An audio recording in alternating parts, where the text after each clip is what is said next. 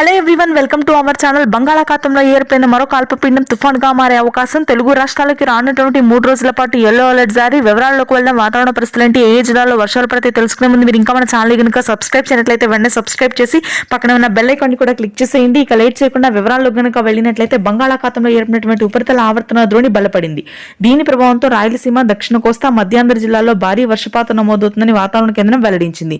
జిల్లాల వారీగా చూసుకున్నట్లయితే రాయలసీమలోని చిత్తూరు, తిరుపతి, పీలేరు, పలమనేరు, నంద్యాల, కదిరి, బద్వేల్, రాయచోటి, పులివెందుల, జమ్మలమడుగు ప్రాంతాల్లో డిసెంబర్ 12 వరకు కూడా భారీ వర్షపాతం నమోదు కానుంది. మధ్యాంధ్ర, గుంటూరు, కృష్ణా, కోనసీమ ప్రాంతాల్లో తేలికపాటి నుంచి మోస్తరు వర్షపాతం ఉంటుంది. శ్రీకాకుళం, విజయనగరం, విశాఖపట్నం ప్రాంతాల్లో మాత్రం భారీ వర్షపాతం నమోదయ్యే అవకాశాలు ఉన్నాయి. ఇక ఈ అల్పపీడన ప్రభావంతో తెలంగాణలో అత్యధిక వర్షపాతం నమోదు కానుంది.